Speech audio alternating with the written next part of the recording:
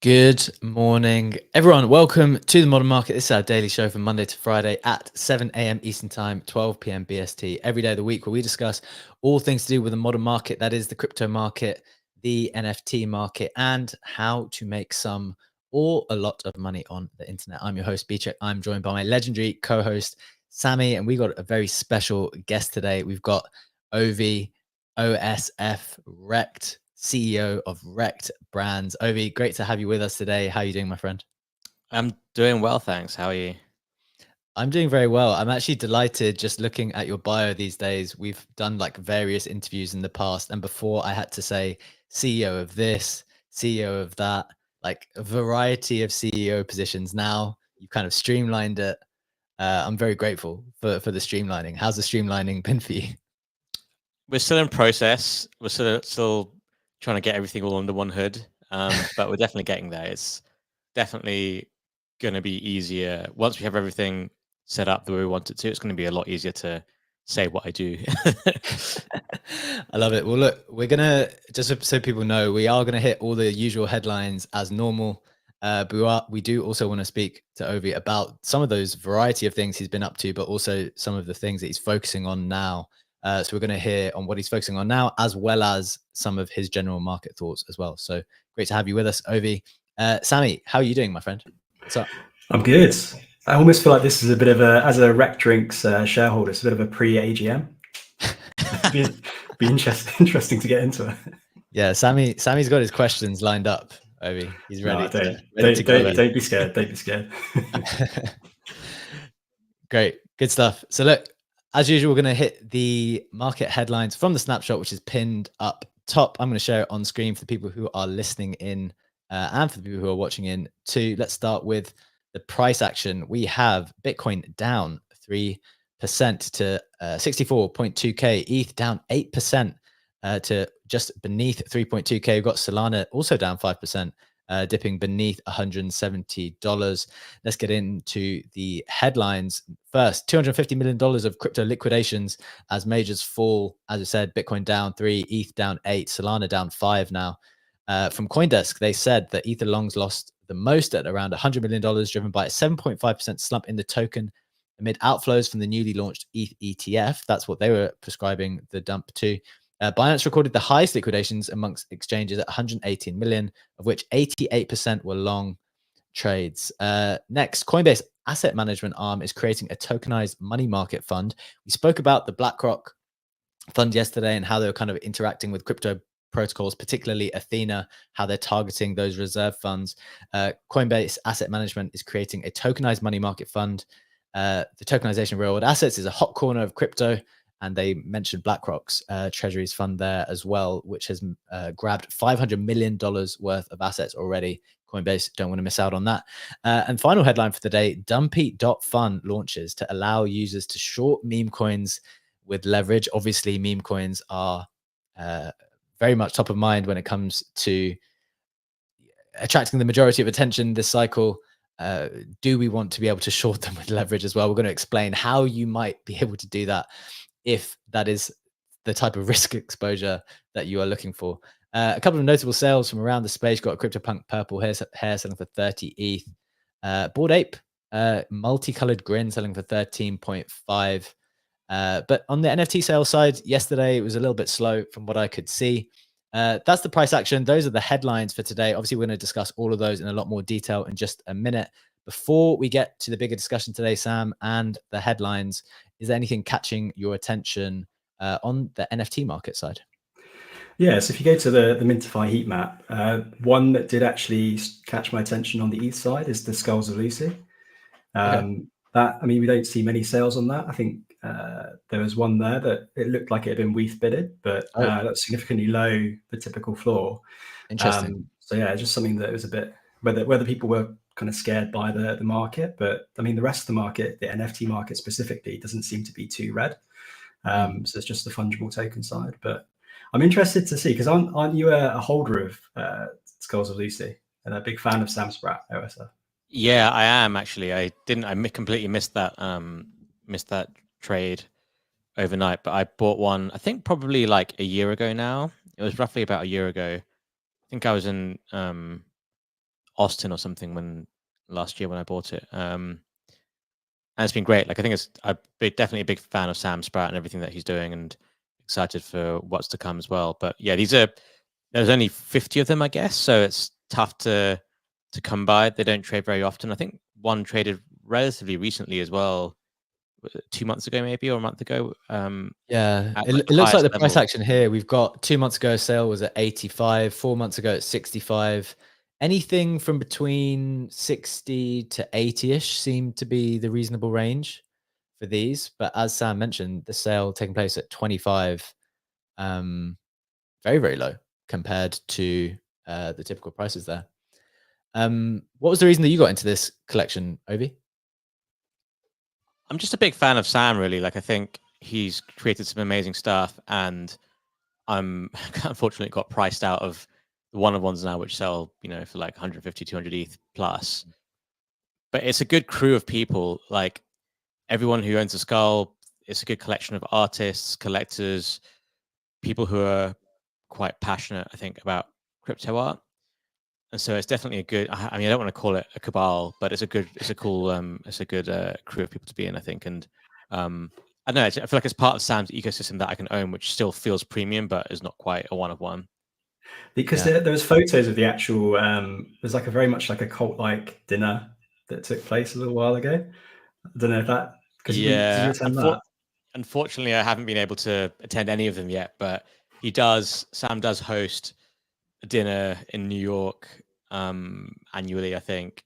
And they actually, when they did the Monument Games, and it was actually judged, I guess, by the skull holders. I think that was all done live in person, and they picked it that way. So unfortunately, I missed out on it because I wasn't able to be in New York at that time. But hopefully, at some point, I'll make it to one of these cult dinners.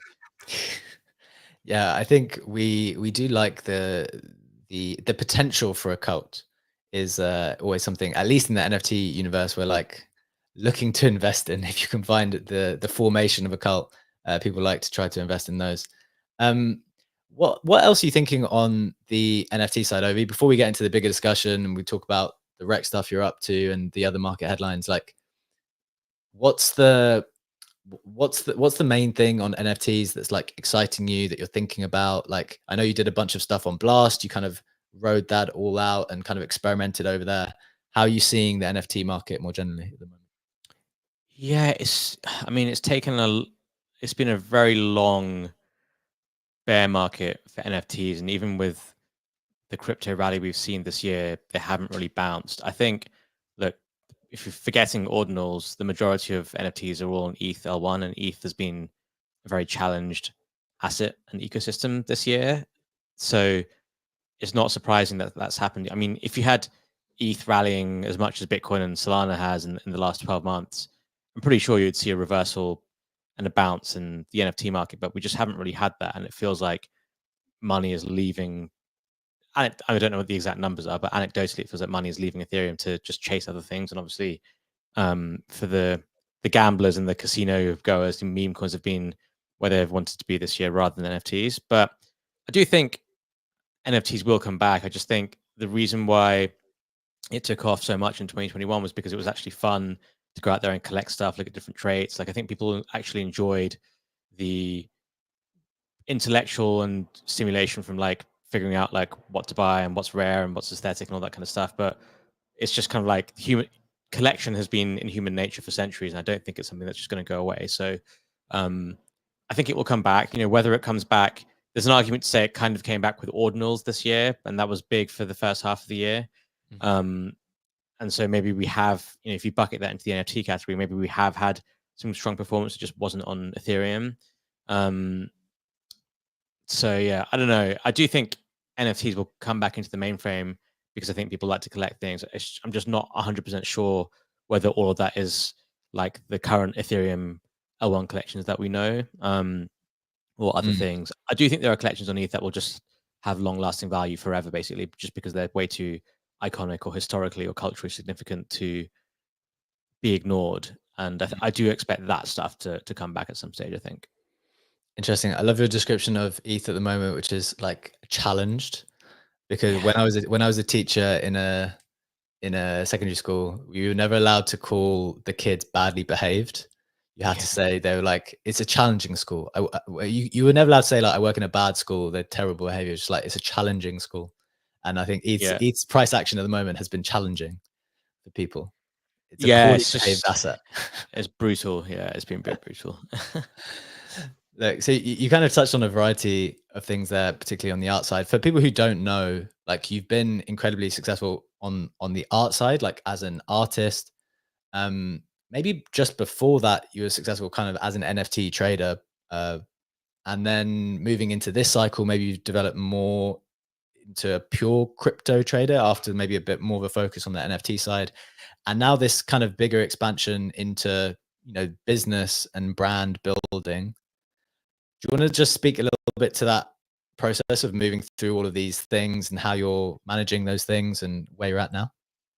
Yeah, in terms of like trading, and I'm just talking about trading, nothing else. Not Sure. talking about um, creating or anything like that. In terms of trading, you just want to be where the most active and liquid market is really, or where you deem there to be the most opportunity. And so in 2021, there was tons of opportunity in trading NFTs, whether it was like PFPs or even art, and forgetting the angle of like just collecting things because you like the art. If you're just in it to like try and flip things and make money, NFTs were a great market to do that in 2021. But this year they haven't been, because all the activity has been in liquid tokens, they've been in meme coins, and just from a trading angle, that's where I felt like I needed to be, because that's just where the activity was. I mean, I could sit here and say, oh, I'm an NFT maxi, it's going to come back sometime, I'm not going to touch meme coins, I'm just going to sit here and trade NFTs. But you unless you short with leverage on NFT somehow, and it's very tough to get that position in any size,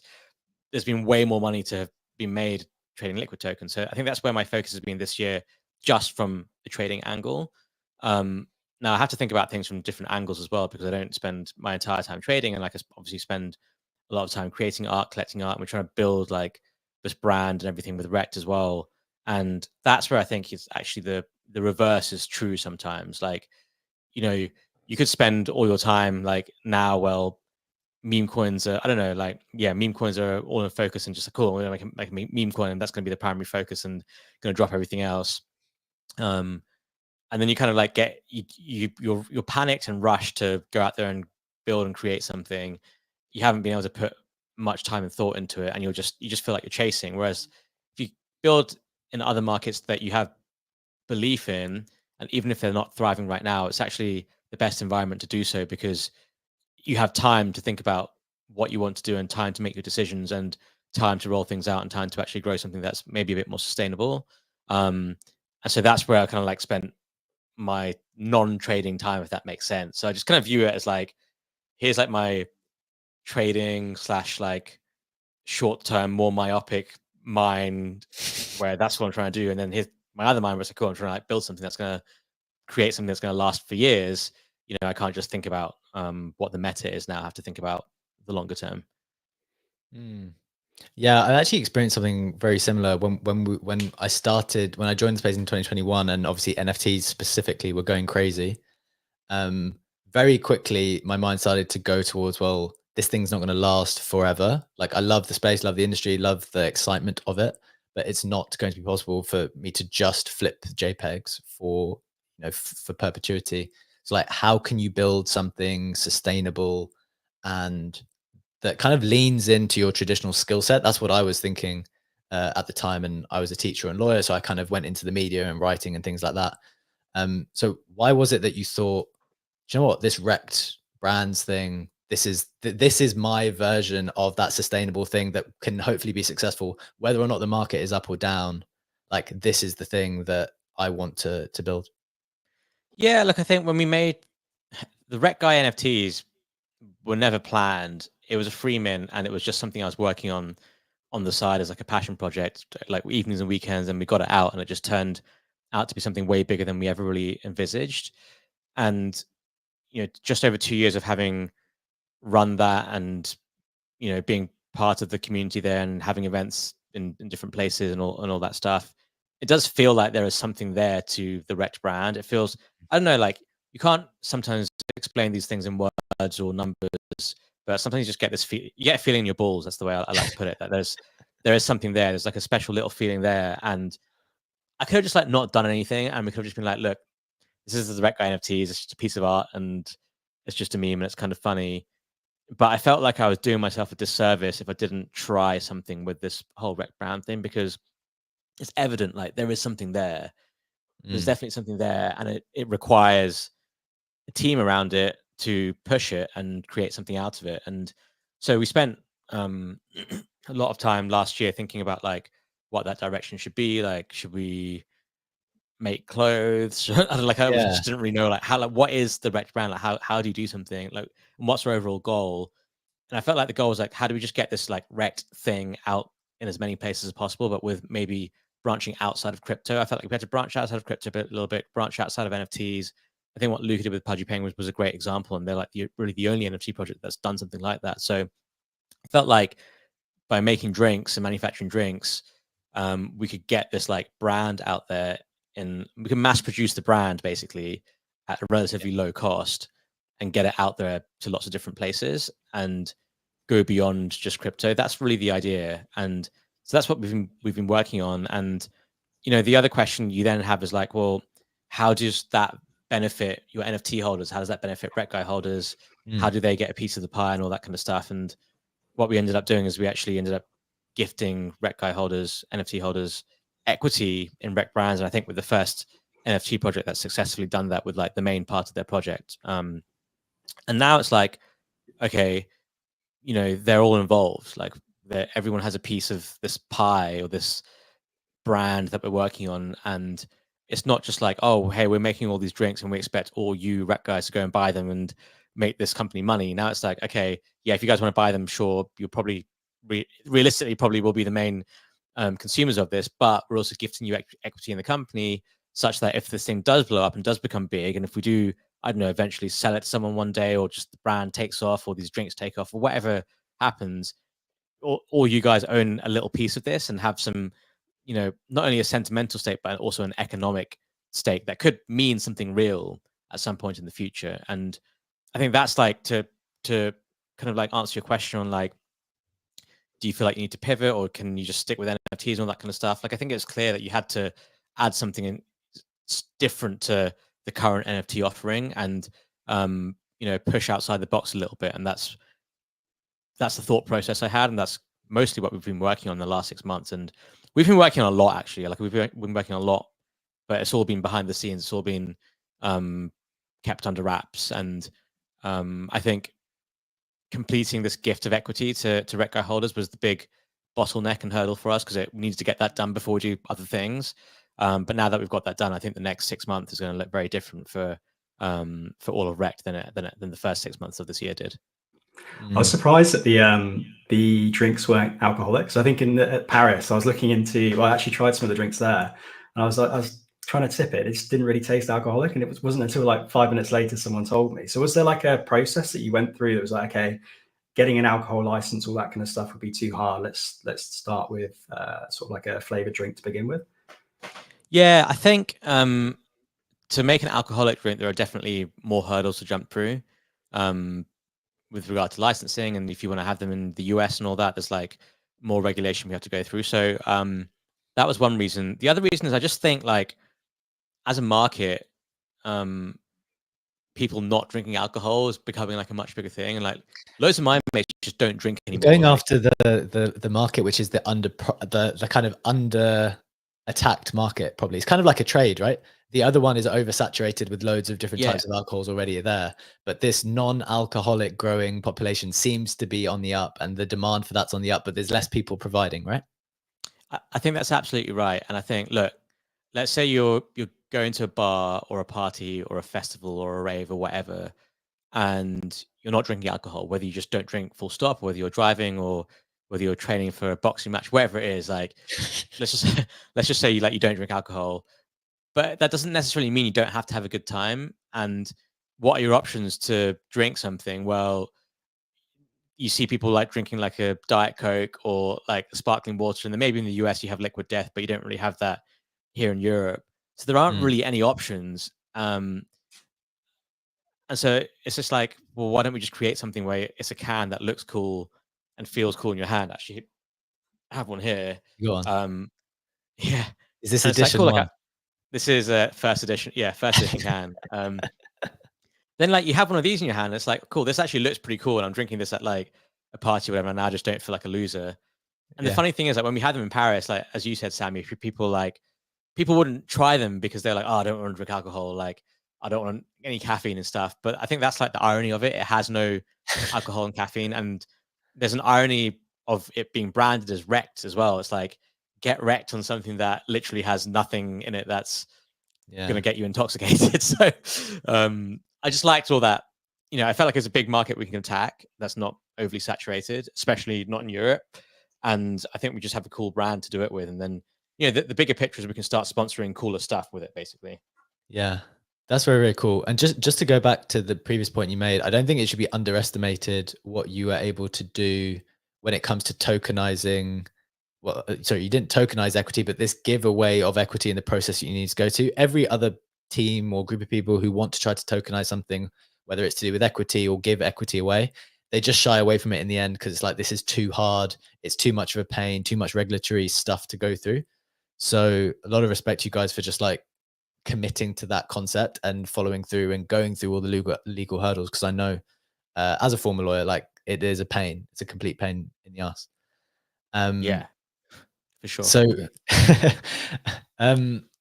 so you are where you are now. What's the kind of, you kind of spoke a little bit to like the bigger goal, and you've been doing a lot of other stuff behind the scenes, potentially. What else you've got cooking, and you've kind of been tweeting that something is brewing. What are you able to say about what is brewing at the moment?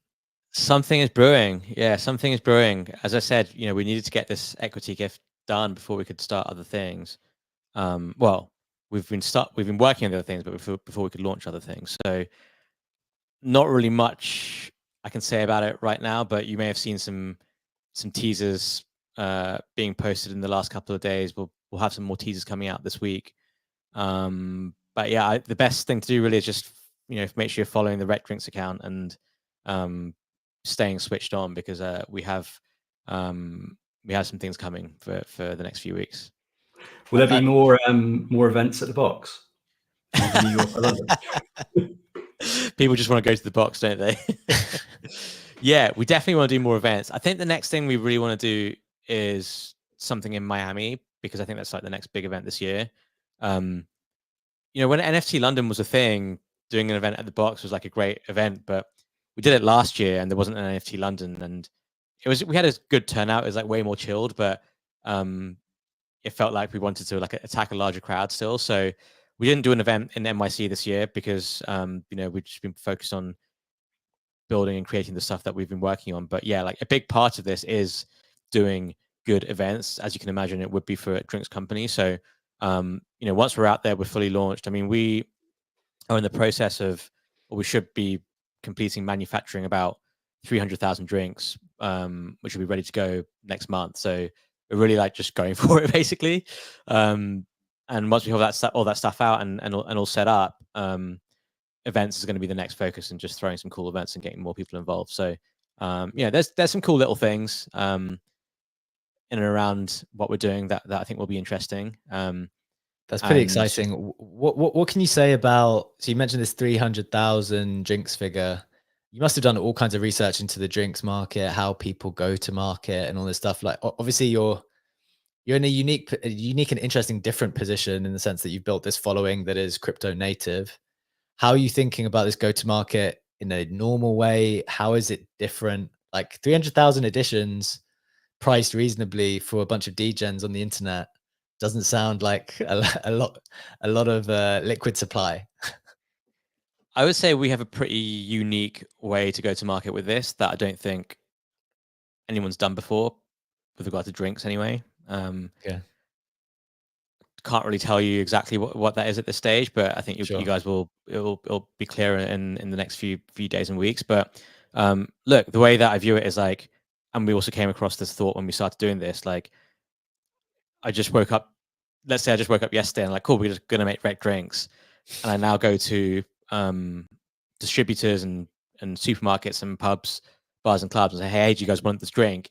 it's a pretty hard pitch, right? How do I Sure. pitch this thing without any sales numbers behind us, without I can say like, yeah, there's a Rekt guy community and we have this brand that exists and we have a large following, and that I think there is some merit to that, but I think there's a way you can make that much more powerful. And we've had a lot of, honestly, like, I'm not just saying this to say this, we've had a lot of people reach out to us wanting to distribute this drink since Paris basically, and it's all over the world really, like UAE, Asia, like different parts of Europe, US, Canada, like a lot of people reached out, and we've basically just said no to all of them because we have a different idea on how we want to sell them to begin with, at least. And if that's successful, then I think we can look at distribution, and then I think we're going to be able to get better contracts with better distributors, and it's going to look a lot more interesting. But the way that I'm approaching this is we can't just create a drinks business just like how anyone else would create a drinks business, and that would be doing ourselves a disservice to the brand and IP that we've built and the ideas that we have. So the go-to-market for this is going to be pretty different to how you'd expect a typical go-to-market for a drinks company. I think T-Row in the comments is pitching his expertise as an alcohol salesman, so I think you've got some fans. Oh, brilliant. What's he said? I have 15 years of alcohol sales experience in go-to-market and key accounts. There we go. Yeah, definitely have to hit you up, T-Row, and get the... I think he's also just after some supply, Ovi. I also should send some samples to my house in Cleveland right now. Well, you've got a distributor in Cleveland as well now. There we Actually, go. in terms of distribution, I know Brewdog has a venture in Web3 that they're kind of distributing locally in the UK. I think Europe as well. But have you considered partnerships with existing distribution models and then looking at that? Yeah, like that's going to be ultimately that's going to be the easiest thing for us, because we're still a small team. Like in our team, there's probably like 3 or 4 full-time people, I would say. So we don't have this like massive manufacturing arm and distribution unit and all that kind of stuff. I think we are going to have to rely on partnerships and collaborations to get this stuff done.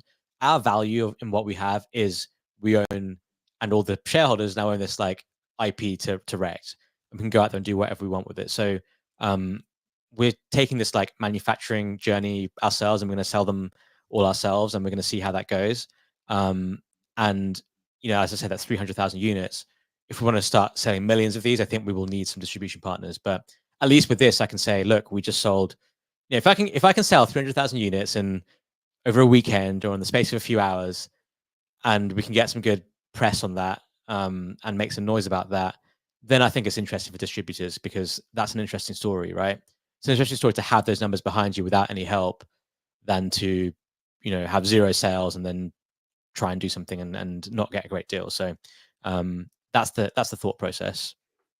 Makes a lot of sense. I think people are increasingly looking for those kind of on-chain, to the extent that they might be on-chain metrics, whether it's just the sales numbers, also the speed at which people seem to sell things out in this space, like definitely appeals to those more traditional companies who probably are not familiar with how quickly things can move in this space.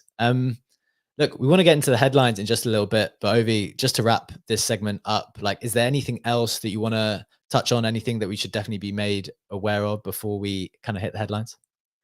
No, look, I think the main thing I would say is like, keep following the Rekt Drinks account for all the stuff that we're doing.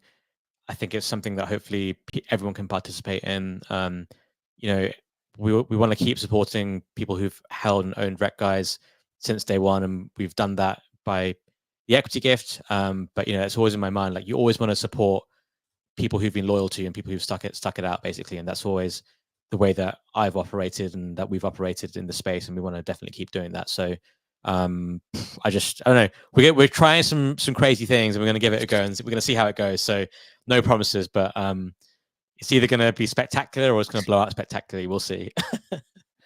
Either way, a spectacular journey up to this point for sure, and hopefully that continues, man. So appreciate you for joining to kind of give us a little bit of insight there on what you've been up to, and yeah, definitely looking forward to see how that progresses. So we're going to progress into the market stuff now, get into the usual headlines. Ovi's going to stick around for that too, so very, very excited to get his insight on everything that's been going on in the markets the last 24 hours. So let's just get into it. Crypto's kind of had a reasonable correction in the last 24 hours. We had Bitcoin plunging to 64K as US tech rout hits crypto, 250 million long bets being liquidated. So Bitcoin's down to 64-ish, ETH down almost 8-9%, Solana also down 7% or something in that region. People have, the stock market in general has had its worst day since 2022, as Tesla, Google, and Tesla and Alphabet sink in terms of their stock prices. Sam, let's go to you first. Like, what are your thoughts here? Crypto, it seems to be taking a bit of a hit. Interestingly, if you zoom out just a little bit, like we're not very far away from where we were, I don't know, last week or something before everyone got exceptionally excited again. What's your perspective? Then want to go to Ovi for a general market perspective at the moment. Yeah, well, I mean, I think with summer, it's always like that. You kind of have that sideways chop. I don't think there's a lot of people that are kind of participating as typically would be the case outside of summer. People are touching grass. I also think that if you look at the trajectory post Bitcoin ETF, there's a bit of a sell-off there. And if you've got the same market participants in the ETH ETFs, it'd be probably reasonable to assume that it's going to have a similar sort of trajectory. So I don't think that this is going to be a savage sell-off at the end of a bull market. I think it's just going to be a little bit of down, and then we'll resume up probably later on in the year, maybe Q4. But you've got to remember that the Mt. Gox stuff, I think needs to be concluded by the 31st of October. So I think once that's out on the Bitcoin side, I think that the market will probably be looking to the next thing. And I think the institutions will be accumulating in that time. So it doesn't necessarily concern me. I think it's just a bit of a dip before we kind of resume. Okay. I think that's completely fair enough. Ovi, I've got maybe a bunch of questions for you on the kind of more general market stuff. Obviously, a bit of a correction here today. Want to hear from you on that. Also, I saw this tweet from you this morning where you shared that Bitcoin, you're kind of liking at the moment, and yet you don't hold any. So what are your thoughts on Bitcoin as the asset at the moment, and just the general market correction at the minute? Yeah. Maybe I'll start with the market correction. I think obviously had a big down day for the Nasdaq. Like stocks have really been up only for a long time. They've been up only for this entire year, right? And especially in the last 2 or 3 months, it's like, I think it's like the most number of times we've seen a consecutive all-time high being hit over a period of days, like ever, basically. So Really? it's inevitable that like you have some pullback at some stage, and when one of the big darling companies like Tesla reports weaker earnings, people are probably like, your reaction is probably like, okay, now it feels like a time to take some profits and get out, and it kind of creates like this cascade of falling equities when that happens, cascade of liquidity, I guess, if you want to call it that way. So these things happen. It's not surprising. It doesn't really change my view that we're still, I think, in a bull market. I think things are still pretty strong. Like, remember, on a macro level, inflation metrics have been improving dramatically. Payroll numbers are still pretty strong, but they've been weakening. And when you have big pullbacks like that, the Fed gets worried, like, are things starting to take a turn here? I think that just increases the probability of rate cuts happening sooner rather than later. And I really do think we'll see at least one rate cut before elections, if not two. So for me, I'm not like worried by it, because I think you're bound to have pullbacks like that. And if you zoom out over the space of a few weeks or 3 months, things still look good to me. How are you rating these various bullish factors at the moment? Because people are kind of talking about, look, Trump is pro Bitcoin, obviously speaking at the Bitcoin conference this week. If they were to be elected, they seem to have a more pro crypto stance. You've obviously got the ETFs, the institutional bid coming in, and then you've also got the rate cuts. It feels like unless the rates cut, I mean, traditionally, it seems like the rates are so important, and it almost doesn't matter all those other things unless the Fed kind of play along. Which of these factors are you like ranking as the most important? Do you think they're all just mixed together as very important? How are you thinking about those factors? In the past, like in my, I don't know, whatever, like 10 to 12 years of being in markets, and back when I was working on the trading desk, people were like so obsessed with rate cuts and FOMC and payrolls, and bad news is good news is bad, and all that kind of stuff. Like it was like an obsession. Yeah. And it still kind of is an obsession with people. Like people can be talking about rate cuts for months now, and they still haven't happened, right? But something that's important to realize is that what we've seen in the last 18 months is rates going a lot higher to the highest levels we've seen in decades, but equity is also going a lot higher to the highest levels we've seen in decades. And at this moment at the end of 2020 or beginning of 2022, for example, when it was clear we were going to get all these rate hikes, no one, like literally no one, thought we'd be in a situation where rates would go a lot higher and equities would go a lot higher. And that's where we are right now. So with that in mind, it's like, how important really are rate cuts? Because we're sitting here right now, we haven't had any rate cuts. And we're sitting here with stocks at all-time highs, Bitcoin just off all-time highs. So we've had the rally without any rate cuts, right? And I guess the hope is like, if we get rate cuts, do we start to see this like crazy, aggressive rally through all-time highs to new levels? And possibly yes. I mean, technically speaking, yes, but they have a long way to go before you get to this level of like zero rates, and you have to put your money in stocks or higher risk things, otherwise you don't make any money. So do you think it's something to do with, I've thought about this before, how this forward planning strategy has kind of emerged? You can correct me if I'm wrong, but because you've been in this for longer, but my understanding is this forward planning strategy where the market keeps, the people in charge keep trying to communicate to the market like, oh, by the way, this is what we're planning in a little bit of time. I don't know if that was always the case. So in a sense, yes, we've already had the rally, but it's because people are communicating that we're going to have the rate cut. So in a way, that communication is the cut. And so again, we're just kind of moving the action to before the actual action. And it kind of means that they don't actually have to take the action.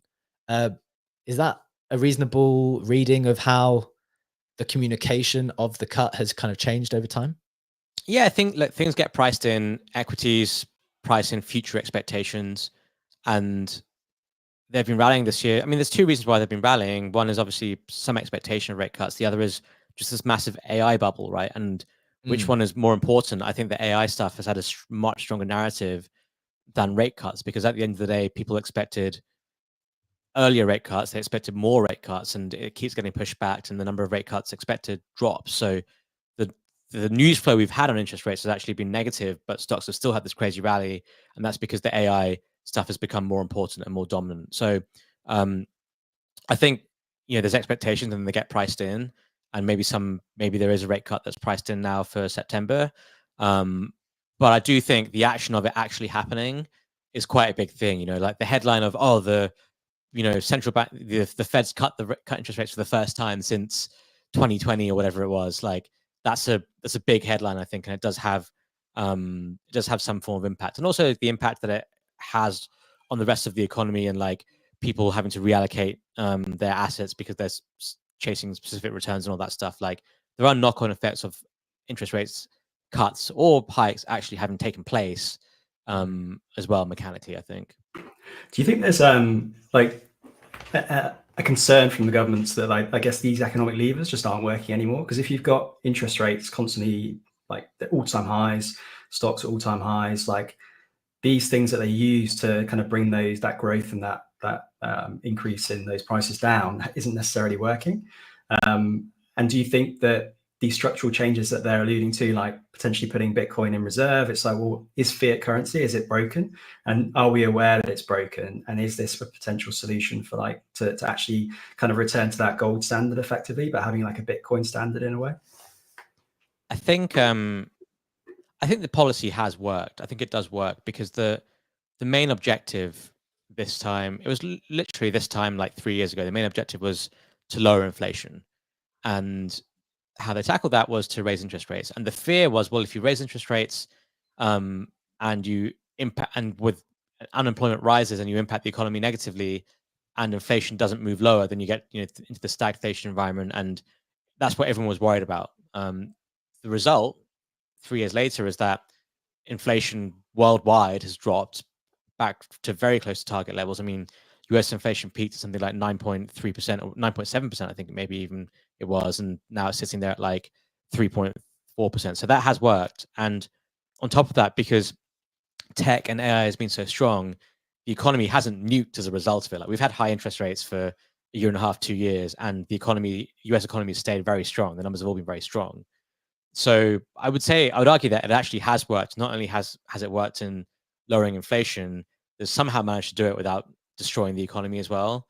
And I think this monetary policy that they've used is effective. There were fears that it wouldn't be effective, and there've been fears in the past that all this QE that they've been doing and all this QE that they've been doing in Europe is not affecting growth because you had like crazy slow growth across many European countries. And I think that side of the equation has been like the bigger fear, whereas we're kind of at the opposite side of the equation, where I think raising interest rates has actually worked to reduce inflation, and we've been lucky that we've been in a strong tech bubble that's resulted in the economy staying powerful as well.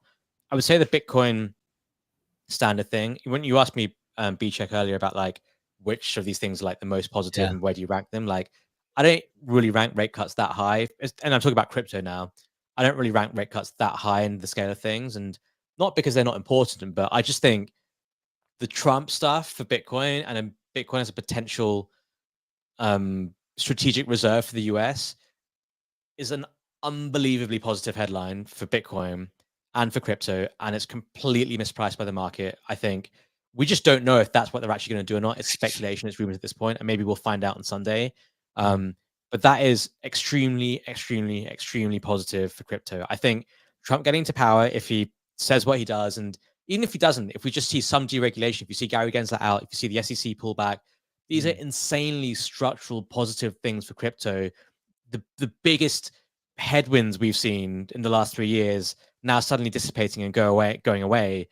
I think it's insanely positive, and I just think these are not to be faded. And that's the main thing, really, that's keeping me bullish, and that's keeping me wanting to hold my positions. Like, yeah, tech stocks will move around, and we'll get liquidations, and you have the Mt. Gox stocks, and you have the Germany stuff. But imagine a world where, and by the way, the US owns 210,000 Bitcoin. They're one of the largest holders of Bitcoin They're not in the badly world. placed. They're not badly placed. It's over $13 billion worth of Bitcoin. All they have to do, if you're a business-minded person like Trump is say, oh, let's make this a strategic reserve and let's deregulate crypto. Oh, guess what? Now Bitcoin's done a 3x, and we've made America's on top again. We've made $26 billion, and now all you other countries that don't own Bitcoin are going to have to go out there and buy it as your reserve standard, or just as a reserve, and we're already ahead of you because we're one of the largest holders in the world. Like, that is puts them in a massive, massive strategic advantage, and it's a smart thing to do. And that's just insanely positive, I think, for Bitcoin. And that's why I said earlier this morning that I think maybe Bitcoin is my major of choice, because those arguments don't hold necessarily for ETH or for Solana or for any part of the market. And I think we've seen this year, you've seen Bitcoin do well because of ETF flows, but we just haven't really seen that drip down into alts and stuff. And I just feel like I think Bitcoin could do a 2 or 3x here if all this stuff happens. And what do I think is the upside of ETH or Sol? Like, maybe that's a 2 or 3x as well. But the downside of Bitcoin is far less. And I'm late to the game with this thought process, and I'm still not sure if it's what I fully believe or think. But it feels like we could keep seeing Bitcoin dominance go higher. And I literally say this while it's the highest it's been like for 2 or 3 years or whatever. So I'm conscious that I'm maybe a top signal there, but there you go. Interesting. That's like really, really interesting to hear. It's interesting to hear kind of rates maybe become less important, because I think historically for crypto, we have tracked rates quite a lot, but the aspiration and the dream, I guess, was that some of these more structural changes actually happen, and then we can decorrelate from the traditional system where, like, okay, as rates go down, we go up, and as rates go up, we go down. So as you say, I think those things are incredibly important too. You did mention Solana and ETH as well. And we're obviously in the week where the ETH ETF came to market. I'm just going to share screen. Some people may not know this, but Ovi and Mando also are involved with this Degens website, Degens Finance. It's actually very, very useful to track all kinds of bits of the market. And sometimes I use it to track the ETF stats. So what did you think of the ETF stats, Ovi, for ETH? You mentioned, like, look, if Bitcoin goes the way that you're expecting, ETH and Sol will probably go at the same time. Maybe the downside isn't as limited as it is for Bitcoin. But how did you feel like the ETH ETF reception was, and how are you thinking about that product? I think people were concerned that the flows wouldn't go very well. I think the flows on day one were very strong. Like, the total number of total volume was like north of $1 billion, and I think getting a 103, north of $100 million inflow with a big grayscale outflow was a good result. the problem was I think lots of people went levered long ETH into this ETF, and it looks like we had a lot of liquidations as a result of it. Yesterday we had an outflow, but it's really tough to take that and be like, oh, no one cares about ETH anymore, because yesterday also the Nasdaq dropped 3.5% or whatever it was, which is the most it's dropped since October 2022, right? So you had a horrific day, the worst day we've had in almost 2 years for equities.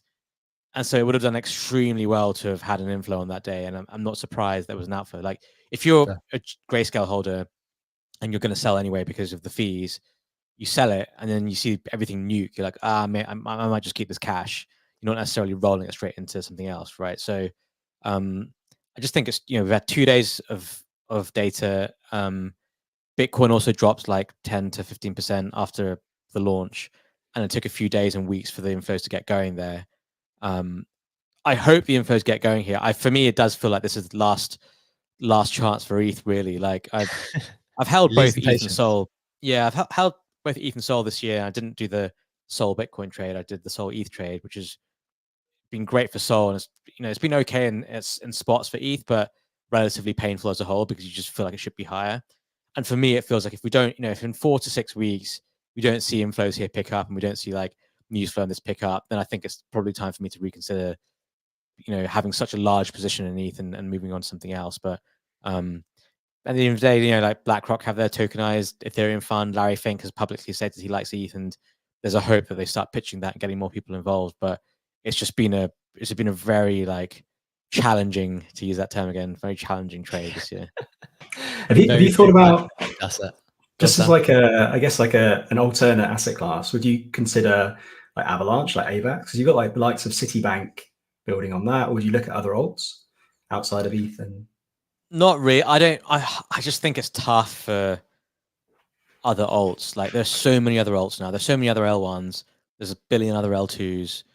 Like, how does something you really have to get like the metrics up there to earn and gain some narrative, and it's very hard to do that now. Solana's managed to do it. They've done really well at doing it through a combination of marketing and it being usable and getting the right people on. I think it's very hard for Avalanche maybe at some point has like a great big beta rally along with other alts, but it's not enough for me to have like, oh, these guys are building on it and it could be interesting instead of ETH. Like, it's not enough for me for that. Like, I'd rather buy, even though Sol outperformed everything so far in this year and especially in the last few days, it's almost like I'd rather buy that because I think a good thing there can keep going. It's hard to just like pick another L1 and hope that it eventually gets the TVL and activity that everything else has. Yeah, I think I don't know. I think the organic culture, like I think you look at Sol back when FTX collapsed, that kind of created quite a big bonding experience for those people that effectively were in that situation. And I know that AVAX have created this like cultural fund, but I do wonder sometimes whether these chains that are trying to do it less organically, I don't know whether it's as effective. Like, they've got $100 million fund, and like Memecoins and stuff like that. But I just think Solana, it's just naturally seems to be where a lot of that activity goes. Yeah, just think about how many people have tweeted and spoken about Solana this year and all the like social presence and attention it's had. And it's kind of, I mean, parts of it maybe are not organic, but it's just, it's had this like massive like community factor, I think, which other things don't have. And yeah, like, $100 million meme coin fund on AVAX by the AVAX Foundation is like, yeah, it's cool. Like, maybe it's good for your bags and stuff in the short term, but it's manufactured attention, right? Or manufactured demand. You can't really manufacture demand sustainably forever. You need to onboard people onto it. So yeah, when it doesn't feel organic, I think it, Interesting stuff. I think that's a really helpful set of insights across the kind of crypto spectrum. I hope people found that useful, kind of getting some insights across the board there on the variety of major assets. We've got still 5 minutes left, so I want to hit one of the final headlines, but before we do that, let's hit the Web3 Roundup to get you up to with everything else that's happened in the past 24 hours. Number one, Caldera raises $15 million, led by the Founders Fund, Peter Thiel's Founders Fund, to unify rollups across ETH L2s. Gosh, we do need that. We need some kind of aggregation of some of what's going on over there. Number two, Kamala Harris will not speak at the Bitcoin conference. That was confirmed by one of the founders in the last 24 hours. She will not be there. Next, Polymarket enables credit card payments for participation in prediction markets with a MoonPay partnership. Polymarket obviously being the very favored prediction market at the moment. Next, privacy-focused email provider Proton releases a Bitcoin wallet. That's interesting to see. Proton Mail is like a very well-respected email provider. Chimpers release plushie toys with YouTube's Grant Yun's Life in Exhibition. It will have a solo exhibition planned for Tokyo, more on the art side. And more on the art/AI side, Azuki creates a Bobu sentient AI to interact with YouTube live stream commenters. I've always said jokingly that one of the reasons we produce so much content so that at some point in time we can pass ourselves over to the algorithms and maybe they can host the show or reply to Tiro and Kashmir in the YouTube comments. We'll see if that plays out relatively soon. But that's the Web3 Roundup. You're up to speed with everything else that's happened in space. We've got 2 more headlines for the day, but we kind of spoke about these tokenized money market funds with the BlackRock up yesterday. So let's go more to the degen side. We've got Dumpy.fun, which launched in the last 24 hours where it was announced. A little summary from Tyler. Have you been wanting to short meme coins but didn't know how? Enter Dumpy.fun. Dumpy.fun allows users to short meme coins with leverage. The liquidity comes from bulls who deposit memes and earn high rates, all on-chain, powered by Solend protocol, which is now did a little rebrand to Save. I'm just trying to find the bigger explanation. So this is how it works for the people who want to get a bit more technical understanding. We're showing this on screen as well. Remember, we're live on YouTube, live on X as well, if you want to check the video.